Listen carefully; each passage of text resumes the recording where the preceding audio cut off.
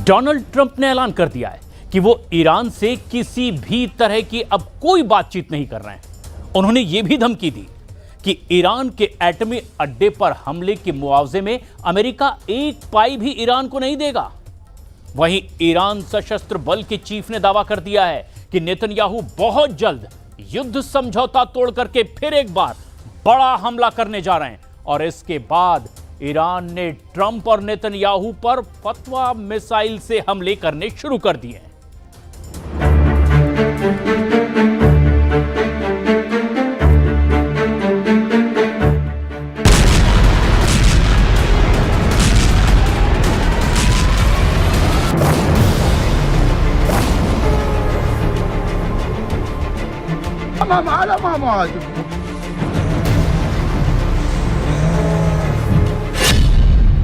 Iran का atom bomb active, Netanyahu Trump के खिलाफ फतवा।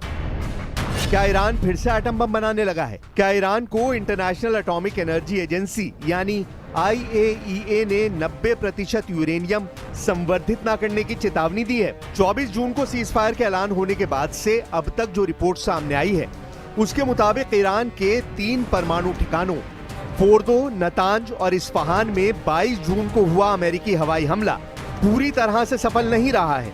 दावा किया जा रहा है कि ईरान ने बड़ी तेजी से फोर्दो एटमी अड्डे पर दोबारा काम शुरू करने के लिए मरम्मत का काम युद्ध की रफ्तार से शुरू कर दिया है। ईरानी वॉर एक्सपर्ट्स अब दावा करने लगे हैं कि 7 दिन के अंदर इजराइल और अमेरिका दोबारा से ईरान पर हमला कर सकते हैं। हम आपको दिखाने जा रहे हैं ईरान के शीर्ष शिया मौलवी अयातुल्ला नासिर मकारिम शिराजी ने राष्ट्रपति ट्रंप और प्रधानमंत्री नेतन्याहू के खिलाफ फतवा क्यों जारी किया है। शुरुआत करते हैं उस खबर से जिसमें दावा किया गया है कि ईरान पर अगले 7 दिन के अंदर बड़ा हमला हो सकता है। 7 दिन में ईरान पर फिर हमला, इब्राहिम मुत्तकी का दावा। 13 जून को इजराइल ने ईरान पर अपने 200 फाइटर जेट से भयानक हमले किए। 13 और 14 जून को इजरायली सेना ने ईरान के 5 शहरों पर एक साथ हमले किए, जिसमें सबसे बड़े और घातक हमले तेहरान पर किए गए हैं। इजराइल के इन हमलों में ईरान के 60 कमांडर और वैज्ञानिकों को एक झटके में मार दिया गया है। लेकिन 17 जून से लेकर 23 जून तक ईरान ने इजराइल पर ऐसा भीषण मिसाइल और ड्रोन हमला किया जिसने इजराइल की बुनियाद हिला दी। इजराइल की राजधानी तेल अवीव, बंदरगाह शहर हाइफा और बीरशेबा जैसे शहरों में ईरान की बैलिस्टिक मिसाइलों ने भयानक तबाही मचाई है। खुद इजरायली मीडिया ने खबर छापी है कि इजरायली सरकार के मुताबिक ईरान के हमलों में इजराइल में 30,000 इमारतों को नुकसान पहुंचा है। ये वाकई में इजराइल पर ईरान का घातक हमला साबित हुआ है। लेकिन 24 जून को सीज फायर के बाद जिस तरह से ईरान पर फिर हमले की तैयारी हो रही है उसको लेकर बड़े खुलासे हुए हैं। तेहरान विश्वविद्यालय में राजनीति विज्ञान डिपार्टमेंट के HOD इब्राहिम मुत्तकी ने एक टीवी कार्यक्रम में बड़ा दावा किया है। ईरान इंटरनेशनल की रिपोर्ट के मुताबिक तेहरान विश्वविद्यालय के राजनीति विज्ञान डिपार्टमेंट के HOD इब्राहिम मुत्तकी ने एक टीवी कार्यक्रम पर बोलते हुए इस बात का दावा किया है। मुत्तकी का कहना है कि हमारे पास जो सबूत उपलब्ध है उसके मुताबिक इजराइल अमेरिका मदद के लिए 1 सप्ताह के अंदर ही ईरान पर बहुत ही भयानक और विनाशकारी हमला करने जा रहा है। मुत्तकी ने दावा किया है कि ईरान के साथ 12 दिनों तक चले युद्ध के बाद युद्ध विराम किया जाना एक चाल है। इस युद्ध विराम का इस्तेमाल करके अमेरिका और इजराइल एक बार फिर से अपनी सेना को तैयार करके हमला करना चाहते हैं। मुत्तकी ने ईरानी अधिकारियों से युद्ध विराम को बहुत गंभीरता से नहीं लेने का आह्वान करते हुए चेतावनी दी है कि इजरायली हमलों का लक्ष्य इस बार भी ईरानी अधिकारी ही होंगे। לבשר לכם שנפתחו, כפי שאתם בוודאי יודעים, נפתחו הרבה הזדמנויות עכשיו בעקבות הניצחון הזה, הרבה מאוד הזדמנויות. ट्रंप नेतन्याहू के खिलाफ ईरानी फतवा। इधर ईरान में 60 कमांडरों और वैज्ञानिकों के जनाजे में उमड़ी भीड़ ने दुनिया को दिखा दिया है ईरान पर इजराइल और अमेरिका के हमलों का वैसा असर नहीं हुआ है जिसका दावा किया जा रहा था। ईरान तो यहाँ तक दावा कर रहा है कि 12 दिन की जंग में उसने केवल 5% ही मिसाइलों का इस्तेमाल किया है। ईरान के मिसाइल बंकरों और गोदाम में अभी 95% मिसाइलें बची हुई हैं। यही वजह है कि ईरान दावा कर रहा है कि अगर अमेरिका और इजराइल के हमले दोबारा हुए तो उसका बहुत भयानक बदला लिया जाएगा। हम आपको ईरान के शीर्ष शिया मौलवी अयातुल्ला नासिर मकारिम शिराजी का वो फतवा दिखाते हैं जिसमें अयातुल्ला नासिर मकारिम शिराजी ने ट्रंप और नेतन्याहू के खिलाफ फतवा जारी किया है। ईरान के शीर्ष शिया धर्मगुरु ग्रैंड अयातुल्ला नासिर मकारिम शिराजी के फतवे ने दुनिया की राजनीति में हलचल मचा दी है। शिराजी ने अपने फरमान में अमेरिका के राष्ट्रपति डोनाल्ड ट्रंप और इजराइल के पीएम बेंयामिन नेतन्याहू को मुहर्रिब घोषित किया है। मुहर्रिब एक फारसी शब्द है और इस्लामिक कानून से जुड़े इस शब्द का मतलब है वो व्यक्ति जो ईश्वर और धर्म के खिलाफ युद्ध छेड़ता है। ईरानी कानून के मुताबिक मुहर्रिब को मौत की सजा, सूली पर चढ़ाना, अंगों का काटा जाना या निर्वासन जैसी कठोर सजा दी जा सकती है। इजरायली प्रधानमंत्री बेंयामिन नेतन्याहू के खिलाफ एक फतवा या धार्मिक फरमान जारी किया गया है और उन्हें अल्लाह का दुश्मन कहा गया है। ग्रैंड अयातुल्ला नासिर मकारिम शिराजी के फतवे में दुनिया भर के मुसलमानों से एकजुट होने और इस्लामी गणतंत्र नेतृत्व को धमकी देने वाले अमेरिका और इजरायली नेताओं को गिराने का आह्वान किया गया है। फतवे में यह भी कहा गया है कि जो कोई भी मुसलमान इन दुश्मनों का समर्थन करता है वो हराम कार्य कर रहा है। जो भी मुसलमान अपने धार्मिक कर्तव्य निभाते हुए इन दुश्मनों के खिलाफ संघर्ष करता है वो खुदा के रास्ते का योद्धा है। IAEA का दावा, ईरान एटम मिशन शुरू।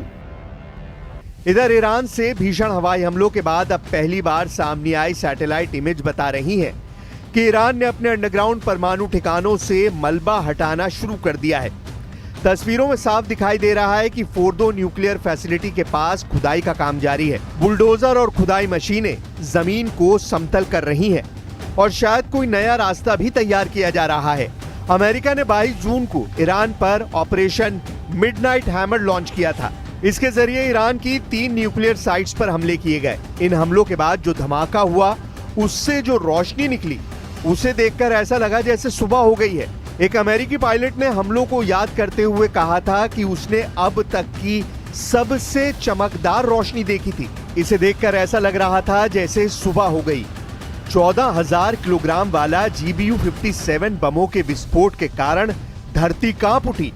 फोर्दो न्यूक्लियर साइट खासतौर से पहाड़ों के अंदर बनी है जिस कारण हमले के लिए इन बमों का इस्तेमाल किया गया। भीषण हवाई हमलों के बाद अब पहली बार सामने आई सैटेलाइट इमेज बता रही है कि ईरान ने अपने अंडरग्राउंड परमाणु ठिकानों से मलबा हटाना शुरू कर दिया है। यही वजह है कि अमेरिका और इजराइल फिर से ईरान पर हमला करने की तैयारी कर रहे हैं। इधर इंटरनेशनल एटॉमिक एनर्जी एजेंसी के डायरेक्टर जनरल राफेल ग्रॉसी ने ईरान के न्यूक्लियर इंफ्रास्ट्रक्चर को लेकर बड़ा दावा किया है।